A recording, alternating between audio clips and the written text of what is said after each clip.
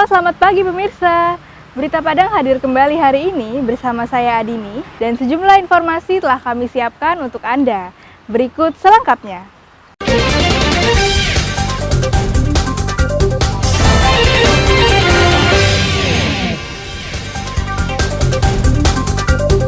Khawatir murid-muridnya menjadi korban tanah longsor.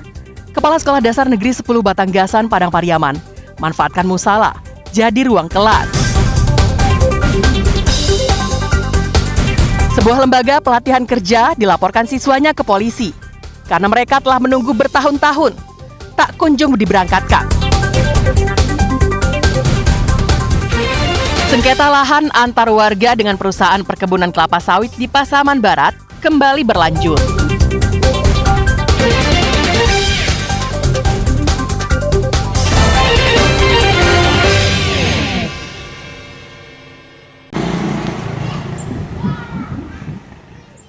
Tak ada rotan, akar pun jadi.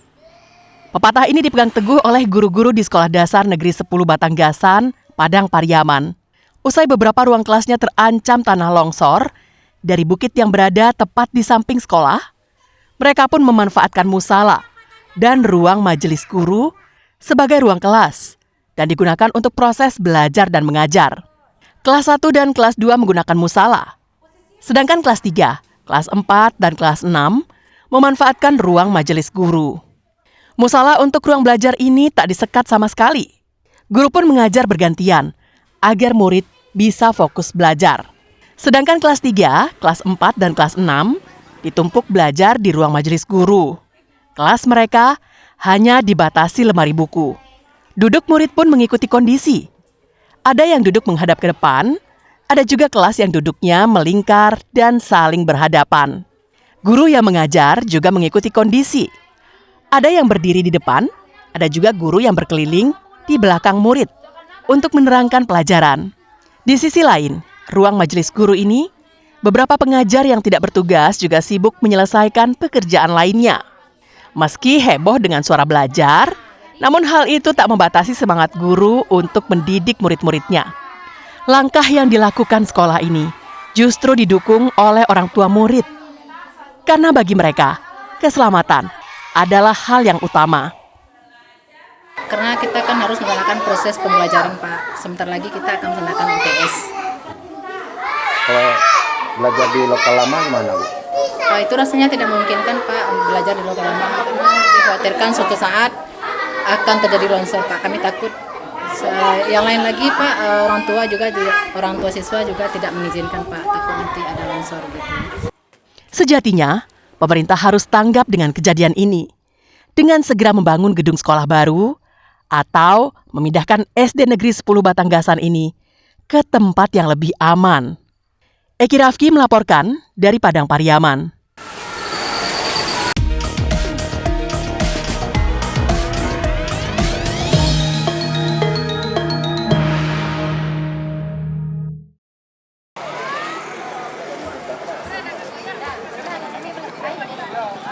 Hingga hari terakhir pendaftaran bakal calon bupati dan wakil bupati, Komisi Pemilihan Umum Pesisir Selatan hanya menerima 2 pasangan yang mendaftar, yakni Rusma Yul Anwar bersama pasangannya Nasta Oktavian, serta Hendra Joni bersama pasangannya Ibrahim. Bupati Pesel yang saat ini sedang menjabat mendaftar ke KPU pada hari terakhir pendaftaran. Pasangan ini diusung partai besar seperti PKB, Demokrat, Gerindra, Golkar, PKS, dan terakhir Partai Perindo.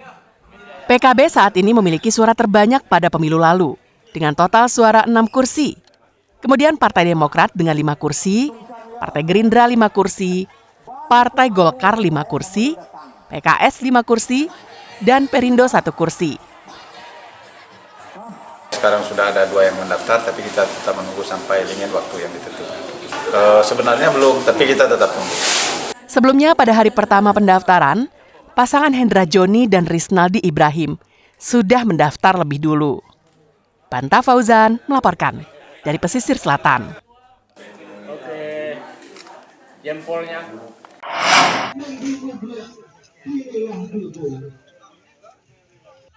Di hari kedua pendaftaran dan hari terakhir pendaftaran bakal calon bupati dan calon wakil bupati, KPU Pasaman Barat menerima 2 bakal calon. Pada hari Rabu pekan lalu, pasangan Dalus dan Heri Miheldi mendaftar ke KPU Pasaman Barat. Pasangan ini diusung Partai Gerindra, Hanura, P3, dan Partai Umat. Sebelumnya, Dalius merupakan anggota DPRD Pasaman Barat selama 4 periode. Heri Miheldi merupakan pengusaha di Pasaman Barat. Ia juga pernah menjadi anggota DPRD Pasaman Barat. Sedangkan, keesokan harinya pasangan Jailani dan Samsul Bahri juga mendaftar ke KPU yang diusung Partai Nasdem dan PDIP. Jailani lahir di Simpang 4, 55 tahun yang lalu. Pendidikan terakhir, S2 Magister Akuntansi.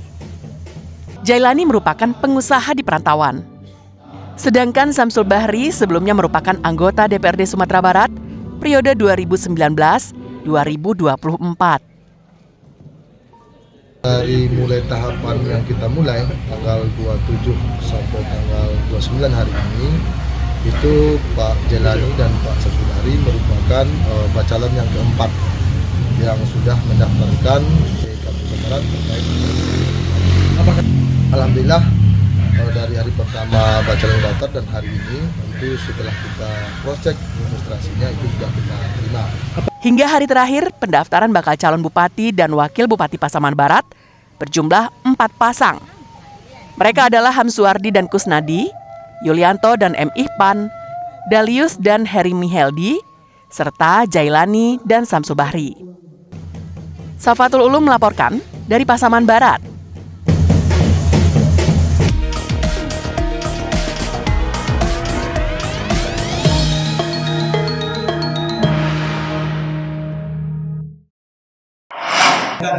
Di setiap pertandingan FA Cup. Kemudian kami juga Kecintaan Fadlul Effendi terhadap sepak bola dan kampung halamannya tak perlu diragukan lagi. Buktinya, pengusaha sukses ini rela menghabiskan uang ratusan juta rupiah untuk menggelar kegiatan pertandingan sepak bola antar klub. Tak tanggung-tanggung, kegiatan ini diikuti oleh 32 klub sepak bola regional Sumatera yang berasal dari beberapa provinsi. Dalam sebuah turnamen yang baru saja usai dilaksanakan, 32 klub tuntas berlaga selama sebulan penuh. Hasil akhirnya, Andika Group, klub sepak bola asal Pekanbaru, berhasil menjuarainya usai mengalahkan Saga Sumbar dari Sijunjung dengan skor 2-0. Atas prestasinya itu, Andika Group berhak atas hadiah uang tunai 100 juta rupiah. Bagi Fadlul, tuntasnya turnamen sepak bola ini cukup menggembirakan. Dan dia berharap prestasi sepak bola di Sumatera Barat bisa meningkat. Ya, harapan supaya sepak bola di Sumatera Barat umumnya di Solo khususnya berkembang. Bang Fadlul konsisten akan membangun sepak bola Solo. Konsisten ya. Insya Allah. Apa yang dilakukan Fadlul barangkali bisa dicontoh oleh perantau sukses lainnya.